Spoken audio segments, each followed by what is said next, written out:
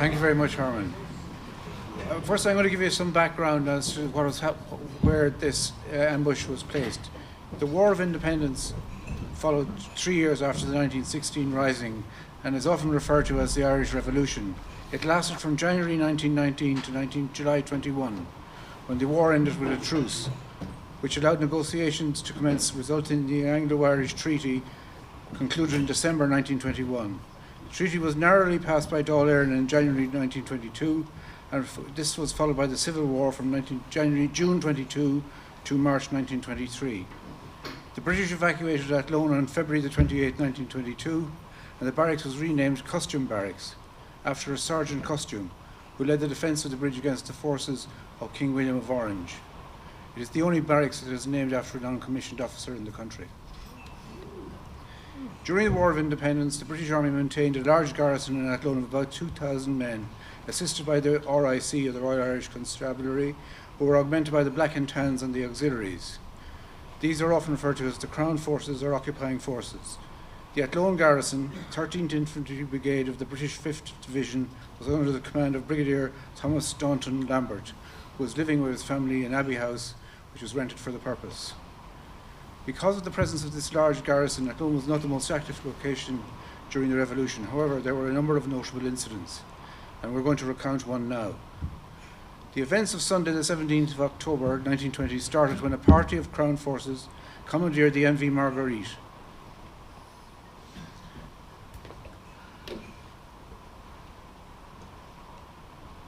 A substantial motor launch, the property of James J. Cohn, chairman of the town council and great-grandfather of the Commodore. They also commandeered a rowing boat, the property of a Mr. O'Brien of the Limerick Fishery Conservators. This party, officers in civilian clothes, the enlisted men in uniform, and armed to the teeth, along with an assortment of implements to conduct a search, set off in the direction of Lough. They were ordered to search Inch Bofin,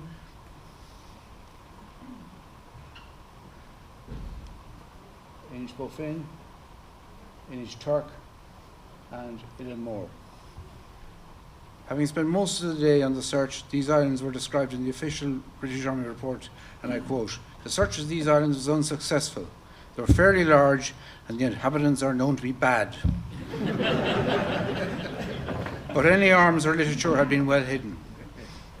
The military then departed the islands and set off back to Athlone, navigating down the east shore and rounding Carbery Island, where they were spotted by an IRA lookout on Ballyglass Hill, where the cross now stands.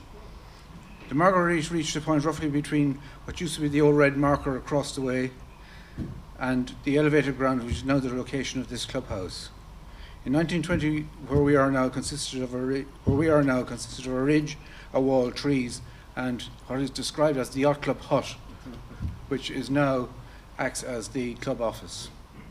The location was ideal for an ambush. It was elevated with plenty of cover and not too far from the intended target.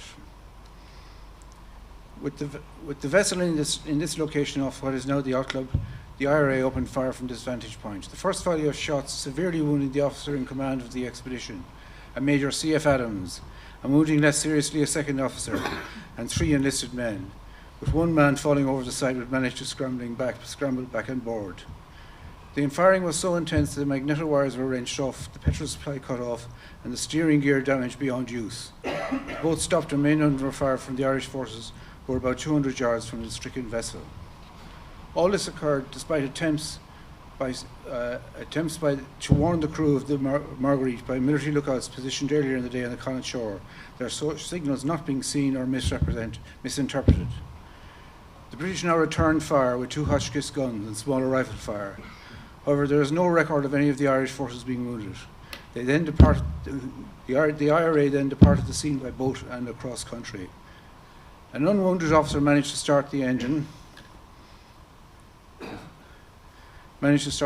which had 2 cylinders, each with its own carburettor, and despite the steering control being completely out of order, he managed to control the rudder by hand all the way back to Athlone.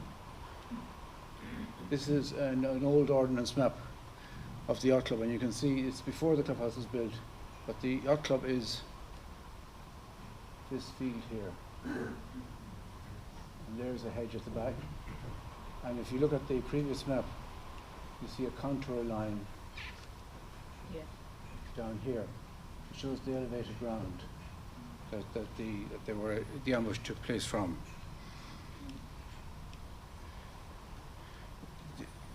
When the boat reached the Watergate, which is where Sid Shine used to keep his barge in Athlone, and this was used to extract water from the Shannon and supply all the water to the barracks. There's the sluice gate to let the water in, where they had storage facilities in the barracks for the water. This is the accommodation road, and there's the wall of the barracks.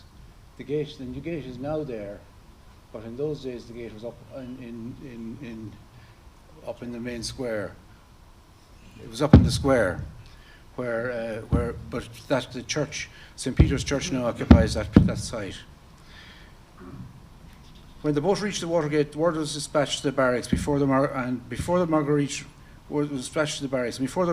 reached the canal store just below the bridge, the property of the same hard-pressed James J. Cohn. A large party of military with stretchers were on hand. Meanwhile, a crowd of about 300, consisting of men, women and children, drawn by the clearly audible sounds of gunfire, gathered on the town bridge. And then a member of the Black and Tans, when he saw the wounded officers, drew his revolver in anger and was about to fire into the crowd, when fortunately for those concerned, he was stopped by a military officer. The crowd then retreated down Church Street, Northgate Street and dispersed. The British forces commenced raids looking for the men who carried out the ambush without much success, but did not stop reprisals. And I quote from the Irish Bulletin, which was the official publication of Dáil Éireann during the War of Independence. On Friday, October 22nd, English constabulary burned several buildings and crops in various townlands near Athlone, County Westmeath, as a reprisal for the ambushing of a military river patrol on October the 17th. Equally, on the Sunday evening after the raid, there was an attempt to burn down the Westmeath Independent Printing Works, only to be frustrated by Mrs. Eleanor Chapman and her maid. Mrs. Chapman was the great-grandmother of Alan Furlong, and she succeeded in containing the fire, which allowed 2 more editions of the paper to be published.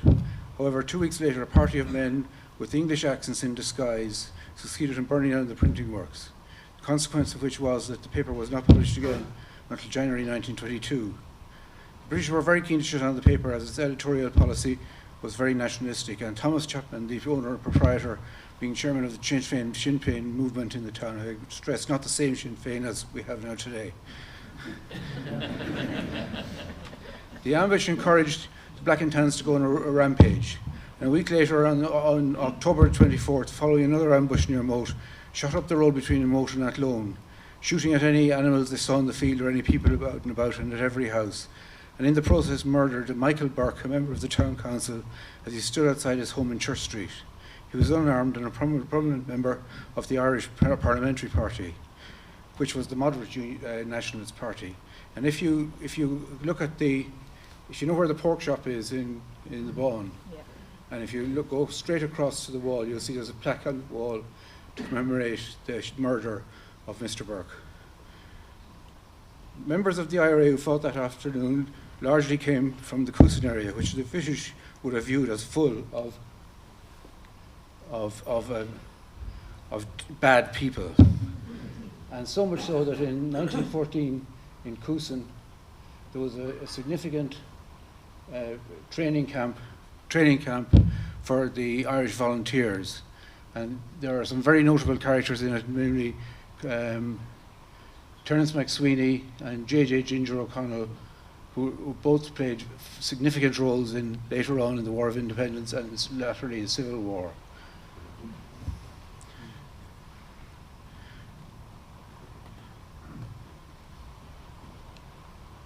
Now, among the participants in the ambush was Simon Mulvihill, who some of you will admit to your age will remember him as having a hook in his right arm and virtually no fingers on the other as a result of an accident at work. We know from his War of Independence pension application submission in 1935, which stated he was a private in Company A of the Athlone Brigade of the IRA. In this application, he recounts various activities, including involvement in the Ballyglass ambush. He took the anti-treaty side in the Civil War and had to wait for the advent of Eamon de Valera to power to be pensioned. His service was recognised from April 1920, and he received a pension in the princely sum of £35 per annum and a medal for services rendered during the War of Independence. Simon became caretaker of the Yacht Club for many years until his death, and I myself have a vague memory of a man with a hook, which was a fascination for a young boy. The other participant was Rose Nolan, ní Mulvihill, better known as Daisy, and who I'm sure many of you will remember. She was Simon's sister and succeeded him as caretaker. She again made a pension application, and her submission detailed how she supplied the ambush party with food and carried arms to the scene of the battle. Her service was recognised from April 20, and she received a pension that in 1954 was worth £30 per annum. As a young boy, I used to go swimming with some of my cousins from the Yacht Club here, and Daisy would regale us with fantastic stories of her adventures during the Revolution. We listened transfixed to her claims that she walked across the bed of the lake to supply arms to the other side, using a reed as a snorkel.